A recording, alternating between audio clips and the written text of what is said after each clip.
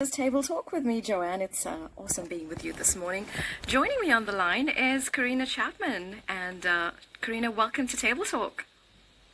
Thank you so much. So you're a dating and relationship coach. This morning we're talking about friends, which are so essential. It's a very essential aspect of our lives. We all need these social interactions daily. Why would you say that it is necessary to assess the friends that we have in our lives? I think that a lot of times we fall into friendships when we're younger through maybe school or work, and we don't really think about, is this a quality friend that I want to keep long term? Mm-hmm. And sometimes when they're friends from school, we change a lot as we grow older. So that's why it's always good to reassess whether the friendship is still a positive thing, how you feel when you see them, and whether you want to see them again or not. Okay, so what would you say are some key indicators that it may be time to let go of this friendship?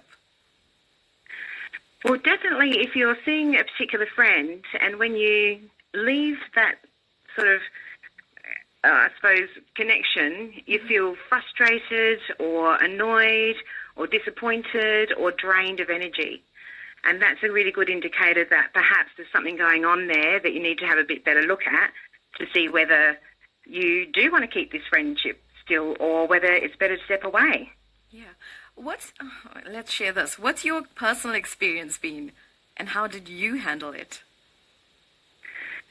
Well, I actually had a couple of friends that I was very close with from school.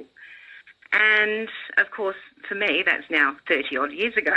So we had a very long friendship. And I came to realise that every time that I spent time with either of these two people, I would feel frustrated. And I really had to think, why am I feeling this way? What's going on? And it was a really difficult thing to go, to say to myself, is this a friendship that I want to continue or should I step away? And the reason I felt frustrated. Did you feel Sorry? Did you feel like you've grown and they didn't? Exactly. Mm-hmm.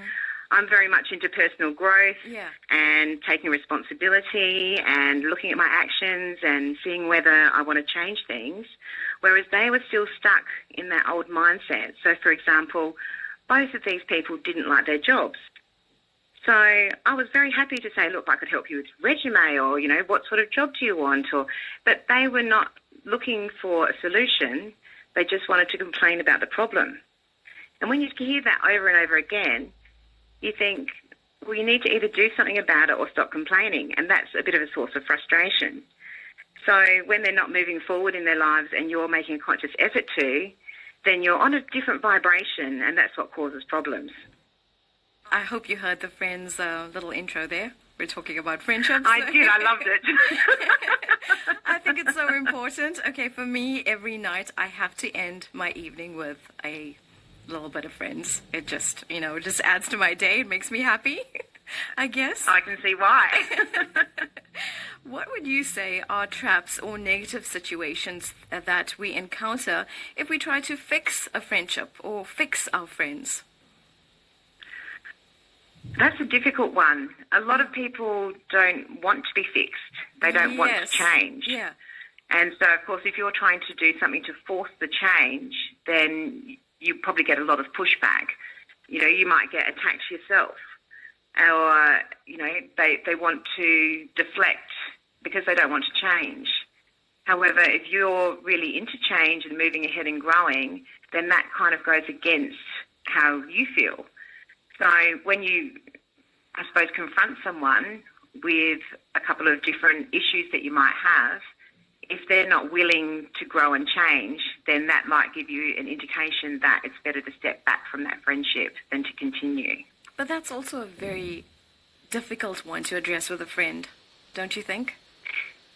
You're absolutely right. It really is. And one of the friends that I stepped back from the friendship, we did have a final dinner and discussion about it, and they did get extremely upset because, of course, people take that as a personal attack that you don't want to be a friend with them anymore. Mm-hmm. And it's often not about that. It's just that you find yourself on a different path that isn't really in alignment with them anymore. Absolutely. And it's hard to connect well then. we lack love for ourselves, how do you think this impacts our friends and friendships? I think if you've got a high level of self-love and they've got a low one, then that can cause some friction because you're literally vibrating at a different energy level to what they are. And often if others are low frequency, they try to bring you down. And, of course, it takes a lot to increase your self-love level. So you don't want to be pulled back down into thinking maybe I'm not enough or I'm not good enough or I don't have these particular qualities or aspects that maybe somebody else does. So being really clear about whether they're willing to move forward and change or whether they're stuck in the position where they want to be and don't want to move. Yeah. It's hard to know. But and of course you don't know that until you do take that courage up to have a chat to them about it, to discuss the friendship and to consciously decide whether it's something that you want to keep hold of or to let go. Do you think there are any markers in our friendships that we need to be aware of that, that you kind of step back and think, okay, is this relationship or friendship good for me? Are there markers that we can look out for? I think a lot of the markers are more around how you feel.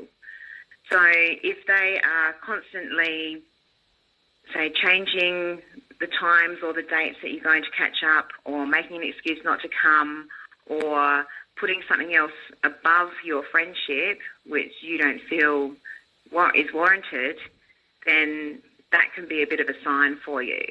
And, of course, if you find that you're the one picking the phone up, calling them all the time to seeing how they are and realise that, oh, they've never rung me back, that's also a bit of an indicator that perhaps this isn't a friendship that you want to put a lot of energy into.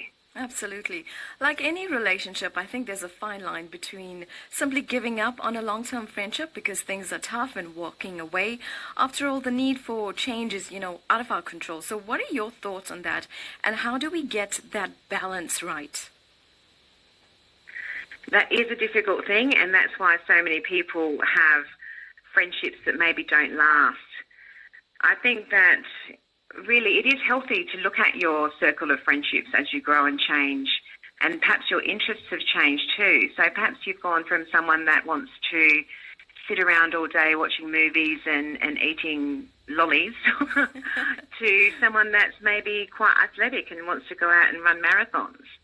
And that can be quite a difficult change for other friends to be able to cope with, because they might suddenly think, oh, God, she's going to want me to go out and run with her as well, and I'm not interested in that. Or, oh, all she talks about now is her running group, and she doesn't want to come and watch movies with me. So really looking at friendships and seeing what you've still got that connects you in common to see if it's still a strong connection is a really healthy thing to do. So how would you end that friendship? Well, some sort of end in a natural way where you might decide that, you know what, this person never seems to call me. I'm putting all the effort in. Maybe I just won't call them and see how long it takes. And you know what? It might be 2 or 3 years and you haven't heard from them. That really gives you a good indication. Yeah, that's a good indicator. That's right. Karina, what is conscious connection? How do we apply this in our friendships? So conscious connection is the way to gain awareness and knowledge about the type of people that you want to attract into your life and why, and then how to use that clear vision to connect with others and attract positive relationships into your life. So it's really being a lot more conscious about what type of friendships would I like, what values do I have that I would like my friends to match in so that we can have a long-term relationship. So, for example, if one of your values is being honest, being open, being able to talk deeply with others and have a great connection, whereas if somebody else bends the truth a bit, isn't quite as honest, then you do think, do I want to hang out with this person? Because I'm never quite sure if what they're saying is absolutely true or whether it's a bit of a stretch of the truth. Yeah. And then that makes you think, maybe I don't want to see them as often because I'm just not really sure. So what would you say is the key to keeping a long-term friendship? Definitely it's putting effort in. Because if you're not continually connecting with each other, finding out what's going on in their lives and them in your life, being there to support them through difficult times and through the good times, I think that if we really examine our friendships, we can see who puts the effort in. We can see who only calls when maybe they haven't got anything else to do and you're maybe last on the list. Oh, no. So, I don't ever want to be last on the list. I know. Who would want to? Yeah. And, you know, it is difficult to disconnect from a long-term friendship. You do feel a loss and you do grieve because you've obviously been friends for a long time for a reason and you do care about them. Because there's something you saw in this friend, you know? Yes, yes, that's right. And, of course, the thing is, when you do step back and allow there to be more space in your room, in your life, then you've got room to create new positive connections with others that are on the same journey as you or have the same interests, or perhaps they're doing a lot of personal growth or self-improvement or a different type of job or work. And you can start connecting with those that do have things that are in common with you and that are relevant to what you're looking for in your life. And then that can be a really great, strong connection that can last a long time. Karina, thank you very much for joining me. Karina joins me from Adelaide this morning, so thank you very much.